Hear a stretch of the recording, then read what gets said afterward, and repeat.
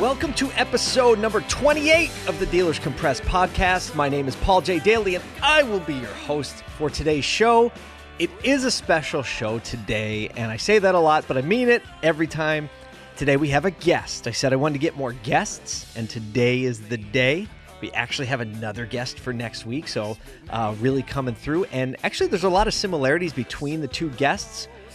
I guess in the fact that they're young car guys that didn't necessarily start out as car guys, but I think they have some great insight and some innovative input for the audience and for the industry, so I'd like to introduce you to them.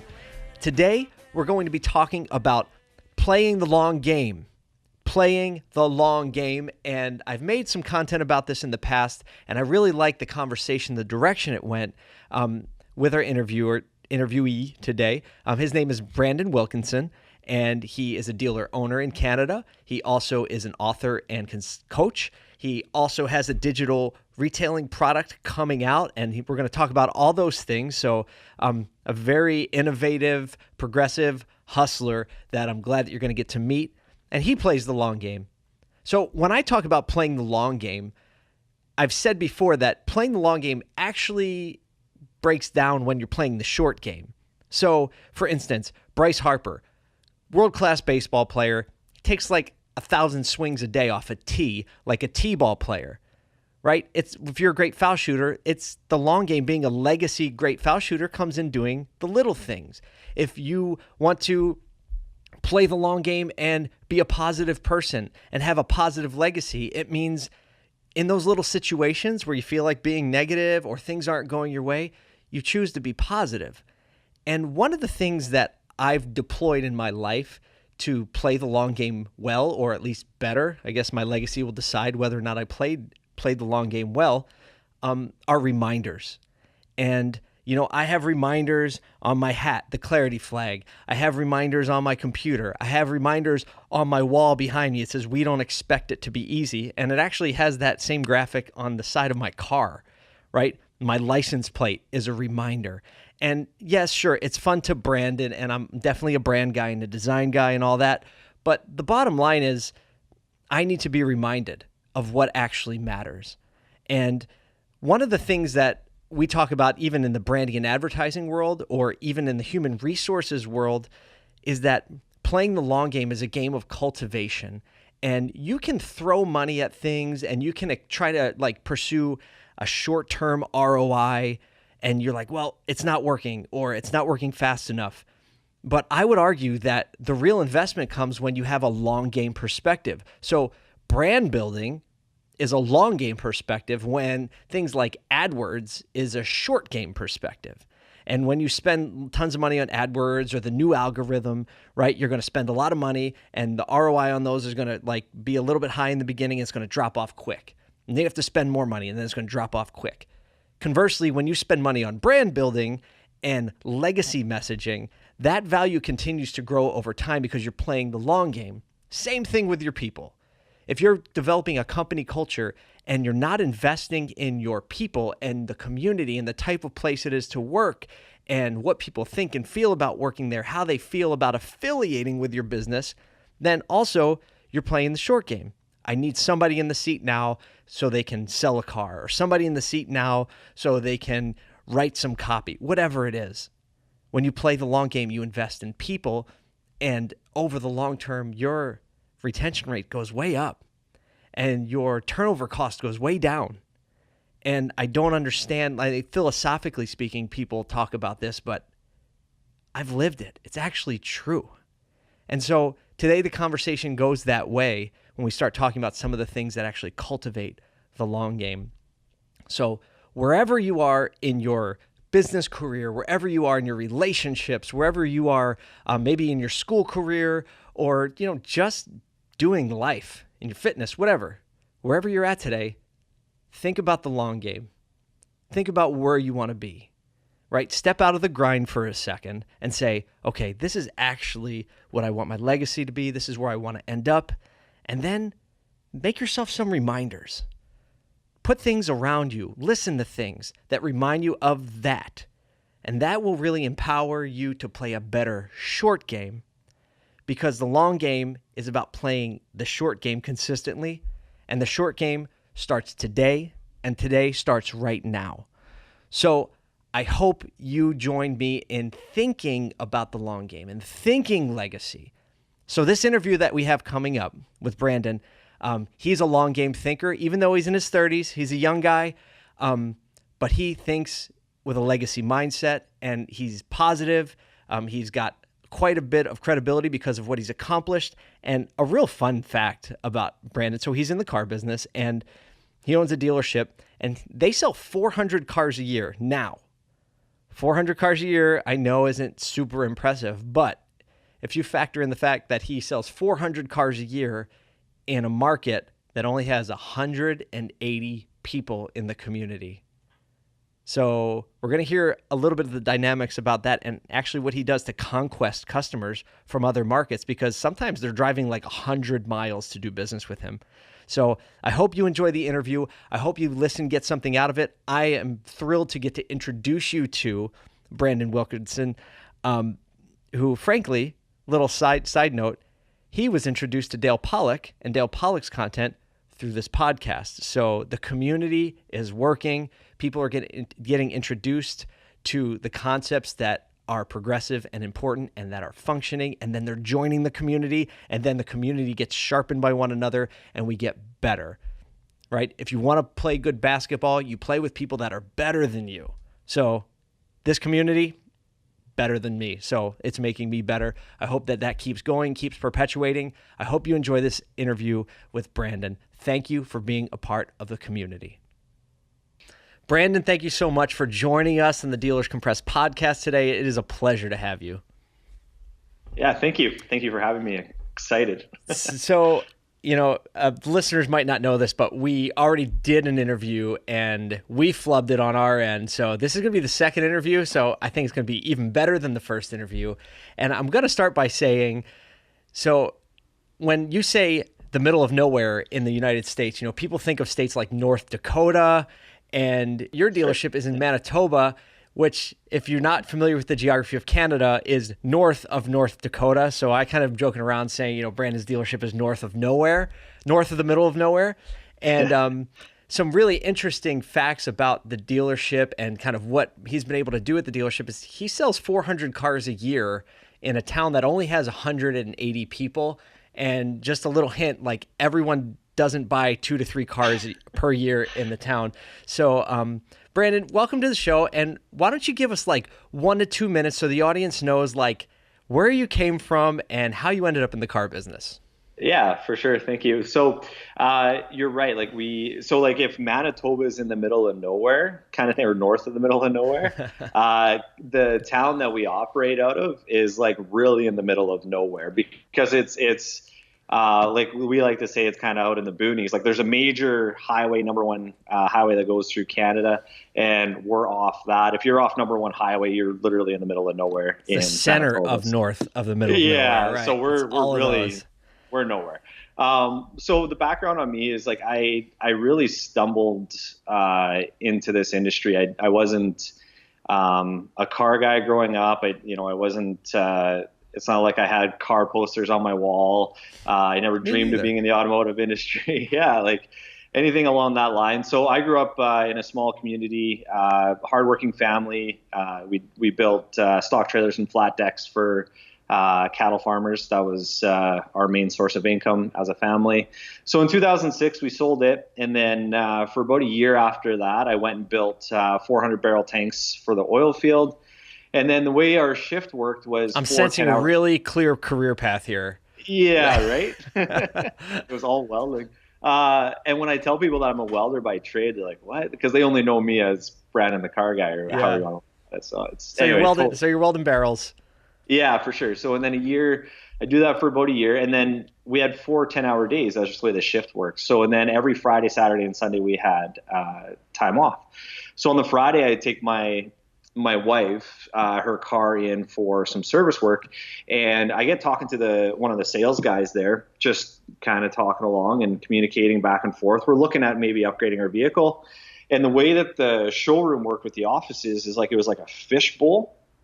So like they had 6 offices in the showroom, and they all had windows, so you could see inside all of them. Yeah. Just know them well. Yeah. Yeah, right. So and then I get talking to this guy and Troy Stewart, phenomenal person, great guy. So I'm talking to him, and behind him there are 4 offices with their lights off. And this is, I think, the beauty of intuition. We hear that instincts are the highest form of intelligence, and it was that instinct that led me to say something to Troy that if I would have never said this, I wouldn't be talking to you today. I wouldn't have a book. I wouldn't have what I have. I love it.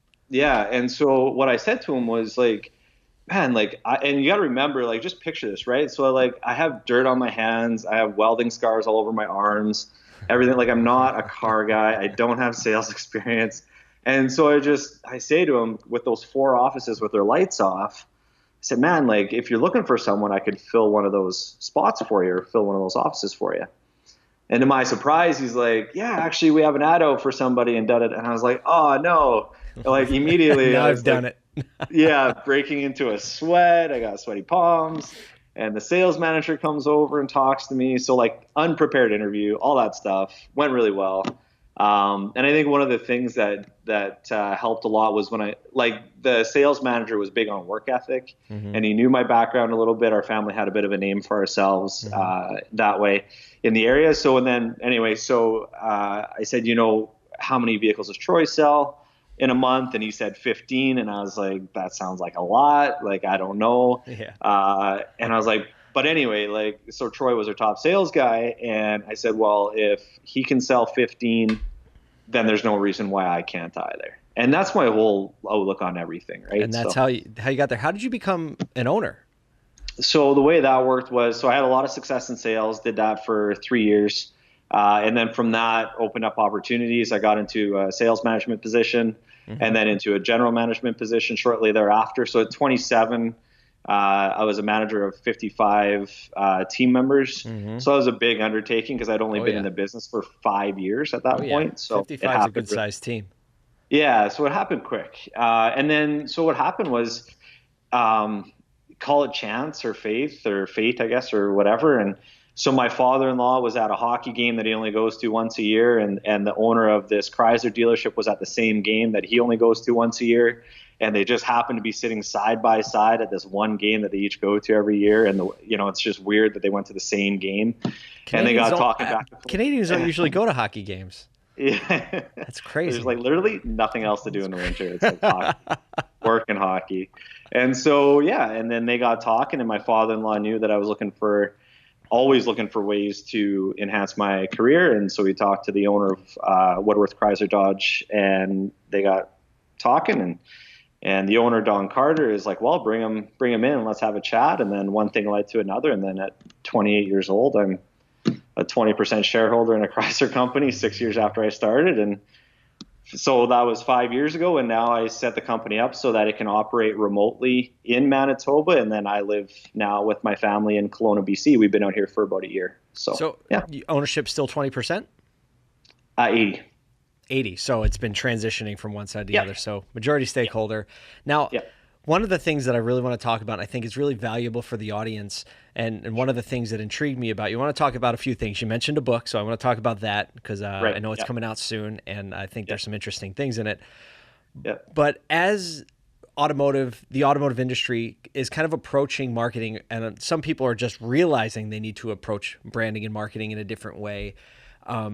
Your store has like every quintessential disadvantage that people will use as an excuse, and you haven't used it as an excuse. And when I say like what that is, it's distance, right? Yeah. Population density and distance. You don't have a large local demographic, so people actually have to make a trip and find value enough to make the trip to buy from you. And so I want to kind of remove that excuse from some people in this community that may be leaning on that as a reason why. So if you could really talk about what you've done and some of the tactics you've deployed to encourage and entice and connect with people enough that they're willing to make the drive and buy from you.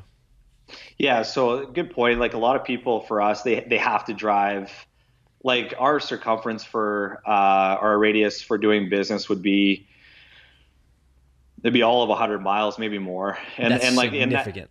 in that radius. That's where Yeah. and so like, again, we're in a community of 180 people, but we're extracting people from communities of 60,000 and 30,000 and 10,000 and all that. And they're leaving those towns to come and do business with us. And it comes down to, and we know this, like the client experience. So one thing I want to touch on, I'm a big fan of Jason Fried. I don't know if you're familiar with his work, but he's the owner of Basecamp.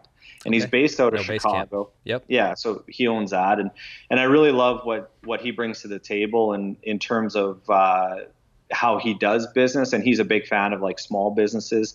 Actually, fun fact: Jeff Bezos, owner of Amazon, is a partner with Jason Fried in Basecamp. I did not know that. Not an investor; he's an actual partner, which is really and the only partner that they have. So that's kind of cool. I did not know that.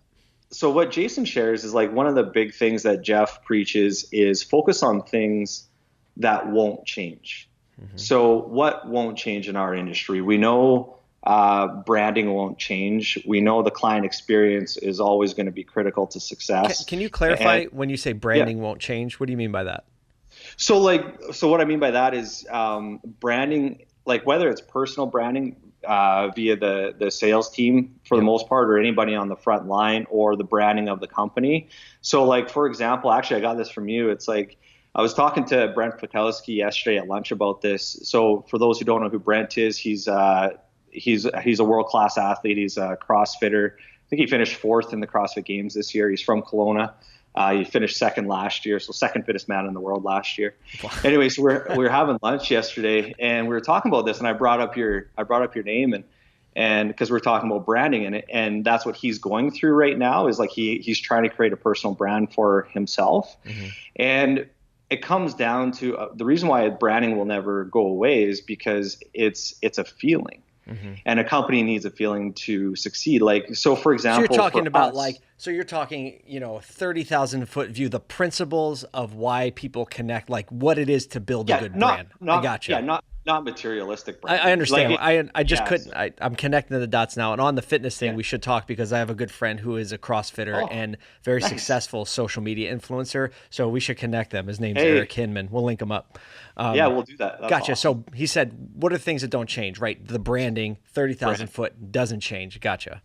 Right. So it's like for us, for Woodworth, and I never put the dots together until I heard it from you. And it's like branding is a feeling. It's like, oh my God, the light bulb goes off, right? So it's like for us, our brand is safety. It's like, so as a team member of Woodworth Dodge or whatever else I have on the go, and as a client, you can rest assured that you're going to feel safe when you come and do business with us. And so that's what I mean. Like, define when you say safe. So obviously there's it's a big investment for people. There's like the physical safety features of a car. But what do you mean when you say like you want to make people, you want the feeling they have is safe when they make the drive or make the trip? Yeah, it's trust, it's transparency, it's security. Effective communication as well, knowing that we have your back first and foremost. We'll never, for example, with a team member, if there's an issue in their performance, we won't isolate it down to that particular performance or what they're doing. We'll actually go and be like, okay, is there a personal problem here that we can do? And then we'll have their back that way. And that's what I mean by accountability and safety. So what are some of so those are kind of the overarching things that you push and why people connect. And that really makes sense, because we know the data shows us that's people expect a hassle. Matt Weinberg was on the podcast and he said, the best word he ever heard, suspect, right? When people go to a dealership, how would you describe a dealer? And they're like, suspect. And so to overcome that with people feeling safe and trustworthy makes all the sense in the world. Could you maybe just give us like a minute on some of the tactics that you're deploying, like boots on the ground, whether it's, traditional, digital, what are you doing?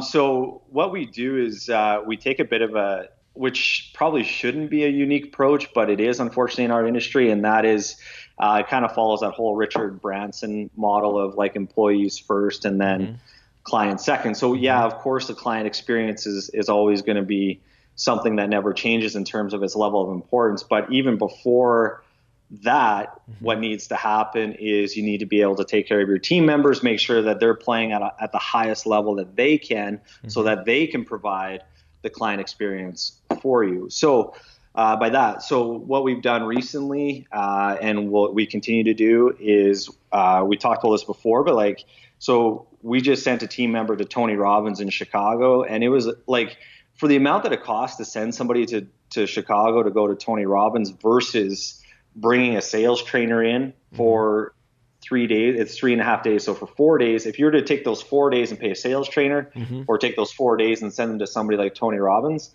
I'll choose Tony Robbins every day of the week. And that's not a knock against sales trainers. It's just where our belief system is. So sure, like the level of personal impact that's going to make, not just sales impact, but life-changing impact. And now you've really created, you've really cultivated someone who is going to just be different overall, but also that's going to come out. And the gratitude to you and the organization for giving them that opportunity is obviously going to spill over in their perception on how to treat the customer and how to relate. So am I summarizing that right? Bang on. And the one of the coolest things, honestly, was Paul was like, so Logan is the guy that we sent, and then I sent a client of mine as well through my coaching program, but Logan's a parent, and he came out of it as a better parent. That was the biggest takeaway that he had. And so, and I mean, you get a rush just thinking about it, honestly. And if you become a better parent, you become a better leader. And so now we're cultivating a leadership mentality in the organization, even though, like, I don't care about titles. I really don't. So it's just so cool that we're developing leaders here, and then at some point Logan will be here in terms of the hierarchy chain, right? And work his way up. And now we're developing that skill set for him ahead of time. So that way, when he does go into that role, he's fully prepared. And so when you get addicted to personal development and things like that, and it's inspiring, and that's the culture you create. So absolutely. I think people attract, when you talk about people coming to our dealership, they're attracted to that. It's all genuine. There's nothing pushy about it or fake about it. It's not as much a demographic as a psychographic, in the sense of people that just think about things a certain way, have a certain viewpoint on the world in general. That's really interesting. I wasn't expecting that to come out, but I mean, granted, that's like playing the long game. I think one of the things that the industry ignores a lot, and I see a growing attention to, is that addiction to playing the short game, whether that's in spending on programmatic ads, or just trying to get somebody in the sales seat, right? That cultivation over time, cultivation of brand, cultivation of your team, like that's a commitment to the long game that up front is not going to give you an immediate, really substantial ROI, right? But over time, it grows quite a bit into the sense where then it eventually just has a momentum of its own, like in your culture and in the brand awareness and all that. So I guess I'm not surprised that you are thinking long-term and acting long-term. I love that you brought up the word momentum, because I think it's completely underrated, undervalued. I actually dedicated an entire chapter to momentum in my book, and I call it the 3 p.m. rule. But let's talk about the book for a second. So, I guess I wasn't trying to pitch it. But I wanted to go to that next anyway. So I do want to touch on it. So it's a good segue. So in the book, why don't you just talk about what you call it in the book? Yeah, so the one chapter that I have dedicated to, I have one chapter dedicated to momentum. I have one chapter dedicated to self-awareness. I have a chapter dedicated to finances and financial intelligence. Provide resources for entrepreneurship, fitness, nutrition, all of these factors. Wow. Like I'm a big fan of like the intangibles. Yep. And their impact on the bottom line. Like we get so caught up in the tangibles and thinking that that's what's enhancing our bottom line when it really isn't the biggest contributor. So that's where I put my focus. So I'll give you, so to go back to Woodward just briefly for a second to kind of go for it. Try and finish that other question was like, so no, we don't look for immediate ROI, which is probably backwards the majority of dealers, right? Sure. So we play the long game. For sure. We've been in this community for 33 years and we are thriving. We're not surviving, like we are thriving. And by that, I mean, we've had a 61% growth in the last 3 years with our new vehicle sales volume. So it's increased through the roof. Our net profits have tripled. And when I say net profits, I don't like the word revenue a whole lot. It's like, I want to know the real number. I don't care about revenue. Like, give me the real number. So I'm a big fan of like, what's our customer acquisition cost? What's our profit per team member and things of that? Like, those are the things that matter to me. And so that's all growing. But what's really, really, really cool, and this plays into the long-term ROI, is that with our 61% growth in the last 3 years, first of all, NADA has said that the average cost to get a client acquisition cost for dealerships is $600. Like, that's how much it costs to get a client in the door. Industry benchmark, yeah. Ours is $247. That's and we impressive. with a 61% growth. So what does that tell you? It's telling you that these relationships that we're building along the way are developing a repeat referral culture. So that's where we get our business from. And so we don't have to go out and chase clients. They're coming to us, if that makes sense. Like, we're not chasing them. It makes all the sense in the world. And I'm so glad you're talking about it, because I think the industry needs to hear more of these stories, because it's real in this situation. Like, it's not philosophical, right? That's one thing, although I do function as a consultant sometimes, and so do you. There's an element of consulting. I saw a great poster before. It said, if the problem can't be solved, there's great money to be made in prolonging the problem. You know what I mean? Or something like that. Yeah, I get it. Yeah. And I think that some consultants are irresponsible in the sense that they're just philosophically giving things that they've never done or they've never seen, and it's not tangible. It's not real. Like, so when you come at it from this direction, like, this is tangible. You're not saying you should do this because I believe it's true. You're saying you should do this because I've proven these are the results true. that I've and I think the more we talk about that in the industry in general, same thing with the advertising industry, the more that we talk about that, the better, because the metric that matters is like your ad spend per car should go lower. Like, it should go down. If it's not going down, then the agency isn't doing their job. So like that's, as an agency, like, I don't want to talk about impressions. I don't want to talk about bounce rates. I don't want to talk about any of that. Irrelevant. Those in micro maybe can be relevant or indicative of a bigger problem. But really, in the end, it's like, what are you spending for advertising per car? And the other metric is like, how many cars are you selling? Is that number going up? So I love that element of the conversation. Yeah, and then think about what that does to the stress level and the level of fulfillment within the organization. Absolutely. Too. It's like you're dealing with friends now. You're not the trust is already established. It's which like you segues into keeping employees and segues into being a great place to work and retention and hiring in a tight job market. Like it really does. It's like, it sounds like the book, which is called Rethink Selling, correct? Yeah. So the book title is Rethink Selling. We'll link up something to the book. I know it's not out yet, but we'll figure out what best link to put is. And I know you write on it and you're on social media, so we'll link it all up. The element of just a holistic approach. And in the margin compressed environment that dealers are in, and we talk about it a lot on this podcast anyway, it takes a holistic approach to solve margin compression, because you're not going to fix it by focusing on one area. Like, you have to focus on people. You have to focus on brand. You have to focus on getting your ad spend down. You have to focus on F&I. Like, it's holistic. So I'm really excited for the book. I'm really excited to read it. Awesome. And so one more thing I want to touch on before we go.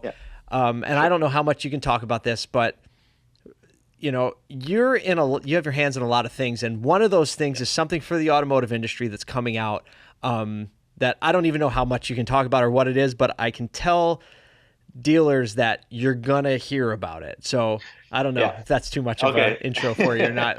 I can't talk about it. So I can't. It's all good, and I appreciate you bringing it up.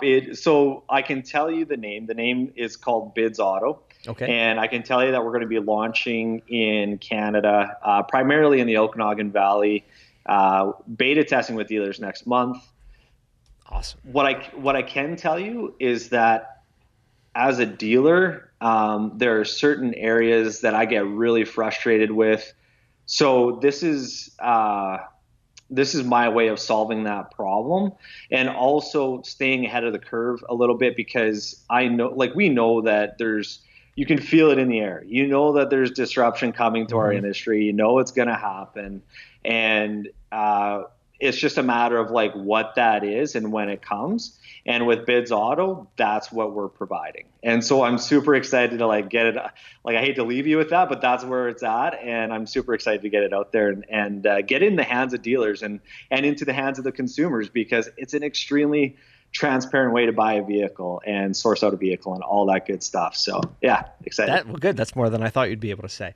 Yeah. Well, it was a pleasure having you on the show. I'm sure we'll have you back. Thanks for being part of the community. And I'm just excited to introduce the community to you because, thank you. I mean, we're big on positivity in general. You and I are kind of the same in that. But I do think like conversations like this and people hearing stories like this and encouragements like this is how we're going to get better as an industry. So thanks for giving us some of your time. I know you have a lot going on. Yeah, thank you. I'm super excited for what you're doing, man. Like all the power to you. I'm a fan of the show, fan of what you're doing, and fan of Pat and all that stuff. So. Pat's behind the camera, so yeah. Brandon knows that Pat does most of the work around here. It's all good, man. Thank you. Appreciate it, dude. Good to see you. We'll talk to you soon. All right, thanks. So thank you again for listening to episode 28 of the Dealers Compressed podcast. Brandon Wilkinson, positive force, hustler, overall good guy. I hope you learned something. I hope you were encouraged by him. And again, I hope you're encouraged by this community and this content. I hope you'll join us. I hope you'll share this content with those friends of yours that need that positivity and progressive thinking in their lives and their careers. Play the long game this week. Actually, play the long game this year and this decade and this rest of your life. Thanks for listening. Thanks for watching. Talk to you next week. Did I just say watching? Thanks for watching. Talk to you next week.